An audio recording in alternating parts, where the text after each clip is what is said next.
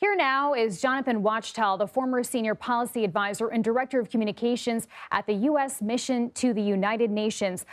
Want to start with the United Nations response. Are we seeing any reaction this hour to what happened in the Oval Office this afternoon? We've been watching, Chanel, reverberations of what's happening at the United Nations over the last weeks. So today, it's just the latest chapter of what has been a complete confusion, a new stance of the United States that we saw recently, the last couple of days, a vote by the United States in favor of Russia over Ukraine in the General Assembly. So the climate has certainly changed. The geopolitics are in motion in ways that we have not seen in decades. And I wonder, Jonathan, what kind of broader impact this exchange today could have on U.S. relations with some of the European nations who are key as well. As Major was pointing out, what we witnessed on live television is pretty unprecedented, and it is going to take certainly some very serious mending of fences behind the scenes to try to make up for what we all got to see for our very own eyes. It is remarkable. It does not bode well for the Ukraine, certainly, in terms of the position, and seeing Volodymyr Zelenskyy leave in such great haste after this, it just speaks volumes as to how badly this encounter has turned out. And, you know, while this, Jonathan, is historic and unprecedented in many ways, we've seen some of the language that President Trump used to describe Volodymyr Zelenskyy in the days leading up to this big meeting. So are you surprised to see it did not go well? You know, that's a fair point. There already was animus in the air, and we saw it play out in television, as President Trump said himself. This is very interesting television. I don't know exactly those were his words, but he himself knew that what had transpired was something that was filled with sparks and entertaining, I suppose. Certainly for Ukrainians watching this, Europeans watching this, people around the globe, it certainly is very troubling to see a situation in which there is a raging war, an effort to bring about peace, and then a stark difference of opinion among the leadership of the United States and the Ukrainian leadership. So this is really a difficult situation. And Jonathan, you know, President Trump sent out a statement shortly after this meeting, ending by saying he can come back, Zelenskyy, that is, can come back to the White House when he's ready for peace. I just wonder, Jonathan, from a policy or strategy perspective, what would Zelenskyy have to do to come back, and what might the approach have to be in order to be successful at landing a peace deal? Well, one thing is abundantly clear, and you know, I was actually in Kiev when the deal was struck. I used to be a journalist, and I covered the former Soviet Union extensively when the Budapest Agreement was worked out, in which the United States, France, and the United Kingdom would stand by the Ukraine in the event that Russia would get aggressive here.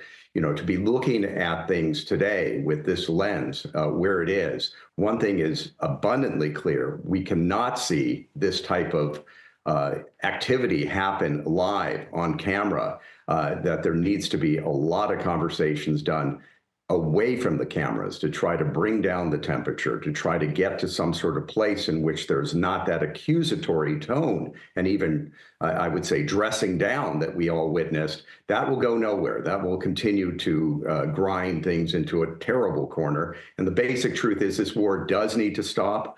The aggression needs to stop. We need to get to a place in which there can be peace and some sort of normalcy come back to Europe, in which just so many people have died over the course of these 3 years. It's been such a toll economically, emotionally, physically, such a drain in so many ways. To see it where it is now is just really upsetting. And I also wonder, Jonathan, you know, one of the things that's come out as a top line in this exchange today inside the Oval Office was the President Trump saying, "You don't have the cards," to Zelenskyy.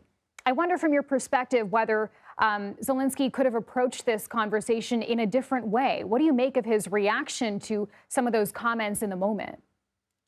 Well, the basic truth is that, the Ukrainians have put up a very strong fight, but the Russian Federation is a very powerful nation. Sure, it's got economic sanctions. Sure, it's got a lot of internal difficulties. Certainly there's a lot of problems that take place within the Russian Federation, but it has a war machine. It has the sheer numbers of soldiers that it can throw at this, and Vladimir Putin has been willing to let many soldiers die in this cause, and a desire on the part of Vladimir Putin to see as much of the former Soviet Union reconstituted as he can under his watch, because this has been, in his estimation, the collapse of the Soviet Union, the most tragic thing to befall the Russians since any time he can remember, certainly. So, he has the motivation to keep going. And sadly, he will keep going as long as he doesn't feel like he doesn't have the cards. And the truth is, he does have cards to play with here. He's willing to sacrifice his men, women, his economy, whatever it is, to achieve his set goal.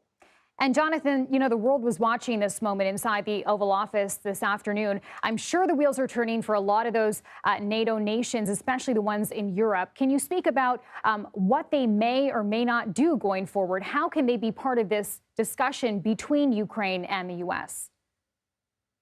European nations have a decades-long relationship with Moscow that has taught them many things. And there's a reason why there is a NATO. There's a reason why Estonia, Lithuania, Latvia, immediately when the Soviet Union collapsed, clamored to become NATO members. They see that as arguably more important to them as former Soviet republics than actually being members of the European Union. I've heard that said to me by various Eastern European leaders, that NATO is that guarantee, that security guarantee that they need, that there wouldn't be a repeat of what happened, for instance, to the Prague Spring in 1968, when the Soviets crushed an attempt by the Czechs and the Slovaks to have some freedom and get themselves out of the Iron Curtain and influence. What happened to the Germans, the East Germans, the control of all of East Germany and East Berlin, trying to break out of that. Poland's experience with Russia. Hungary in the 1950s invaded, taken over by a Soviet puppet regime to ensure that that country would be following the wants and aspirations of the Kremlin. So, and even Georgia, which isn't even part of Europe, in the Caucasus region, their experience with Moscow and with Vladimir Putin, who's tried to assert control and influence within what the Russians call the Near East, which in the near abroad, excuse me, which in Vladimir Putin's language is actually, in the case of Georgia, a former Soviet republic that should be part of the country that he grew up in and served as a KGB officer. Jonathan Wachtel, thank you so much for your time and perspective. We appreciate this.